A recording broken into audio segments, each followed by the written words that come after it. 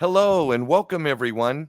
My name is Jerry Hall. I'm part of the HyperCycle core marketing team and happy to be presenting an HyperCycle tutorial. With me today is Dr. Robert Moir. He is HyperCycle's Chief Science Officer and will be performing this demonstration for us. Take it away, Robert. Thanks so much, Jerry. I'm just going to give you a brief overview of our dApps that we're releasing for you that'll allow you to manage your licenses and marry your licenses to your HYPC to create HyperShares. And then very soon you'll be able to then deploy your HyperShare on the network, also using the dApp. So that's keep an eye out for that coming soon. Maybe I'll just start by giving a shout out to our amazing development team who's done tons of work putting this all together, all the different pieces behind the scenes, and producing this wizard for you that makes the process really easy. Okay, so we start by connecting our wallet. So I'm going to connect my MetaMask wallet. So now you're seeing my address there, so the wallet is connected. And then you can go to the licenses tab and see the licenses that you have in your wallet. Here I've got 3 level 10 licenses, which are single node licenses. And I need to marry each of them to activate it, and so that it can, do tilling on the network and acquire a reputation, an increase in value with this amount of HYPC, so 1024 HYPC. To do that, you need to convert the HYPC ERC20 tokens that you have on Ethereum into an ERC 721 NFT. And the reason for that is you're creating a representation of the native token, the HYPC native token, which is actually an NFT. And it's not on Ethereum, but this is a representation that you can use on Ethereum in order to create a HyperShare on Ethereum. So that's what we're doing here. Ordinarily, before we had this wizard, you'd have to use this to explicitly, this dApp I'm showing you, to explicitly do the conversion from HYPC to CHYPC. But we made that simpler by integrating it into the share wizard, which I'll show you right now. So the HyperShare you could think of as like the marriage certificate of your HYPC and your license. And that's what's acquires an identity on the network, is that the marriage of the two, and allows you to do the wealth creation and the tilling is what is making that happen. So these are the shares that exist on the dApp. So yours will appear there after you've created it. It'll be added to the bottom of the list. And then the creation of that uses this wizard, which makes the process really simple for you. So you'll see your licenses appearing here. Those are the 3 level 10 licenses I have. I'll show you this case. It's just the case where you have enough HYPC in your wallet, but you haven't yet converted it to CHYPC. So rather than using that dApp that I showed you, you can actually just do it here, incorporate it into the wizard. So I can click next with the license I want to marry. It discovers that I have enough HYPC to do the conversion, but I don't have a CHYPC token yet. So it says I need a token, and it prompts me to do that conversion, to convert the HYPC to CHYPC. So you can't see my MetaMask, unfortunately.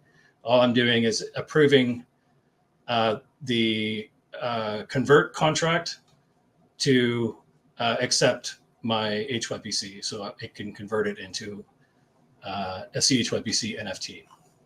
So now I'm confirming that I want to do the actual exchange. And then once that happens, this will update, and I'll be able to select the CHYPC that I've just created. So just give it a moment to complete. There we go. So yeah, CHYPC token obtained successfully. You see that message up in the upper right-hand corner. And now I can select the CHYPC to marry to the license that I selected, both at level 10. Okay, so now I'm actually interacting with a different contract behind the scenes, and I want to marry my license and my CHYPC. So I need to approve the contract to accept both my license and my CHYPC token that I've just created. So I'm doing the license approval first. And then once so it's showing us on this step. Once that completes, it'll show us on this step, and that license is approved. Approve the CHYPC now. So I'm confirming that in MetaMask. And then, so we're on step 2. And then once that's completed, we'll go over to the last step, which is the actual marriage. So once I've deposited the license and the CHYPC, I can marry them together by creating a HyperShare. So that's what this third marriage step will be. So marry the license and CHYPC. And again, improving that on MetaMask. And then once this transaction is done, I'll have created my HyperShare. So just in a few clicks now, it's possible to create your HyperShare. There we go. Share created successfully. So I click next. Congratulations, you've successfully married the two. So that already is now you've created an identity on, or at least what's prepared to be an identity on the network. It doesn't start tilling automatically. It's something you have to do. You have to deploy it to a node. And we'll be making that simple in the very near future. But for now, we're getting you to this step where you're all ready to go to the deployment step once that's ready. Excellent. I just want to say a little bit about what the HyperShare is and what it allows you to do. Fair enough. Because along with your HyperShare, you get some new kinds of tokens. So you get a certain number of what are called S tokens. And these, you have the same number of these as you did HYPC that you deposited to create the share.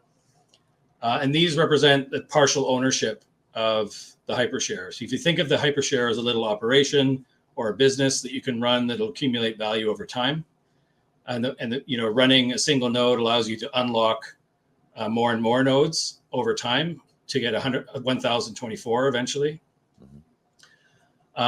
So if you want to be able to distribute ownership, partial ownership to other parties, you can do that by just transferring the S tokens. So this makes that simple for you, providing you an interface. If you put the recipient's address in there and the number of tokens you want to transfer them, you can do that already right here. You don't have to do it here. You can do that in the configuration or the management page, but you have the option of doing it here.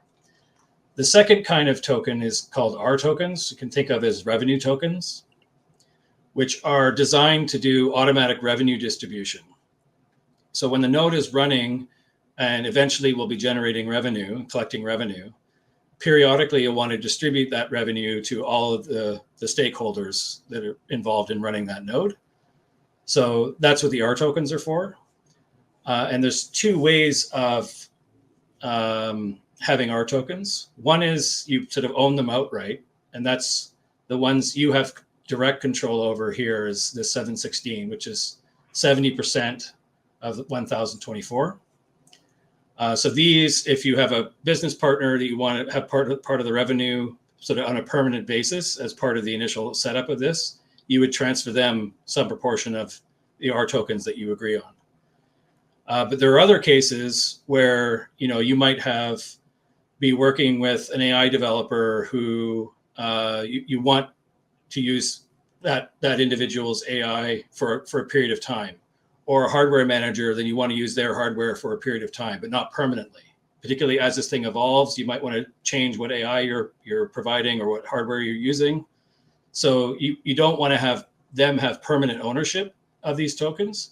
You want to be able to automatically, so give them it for a period of time and then retract that when you want to change.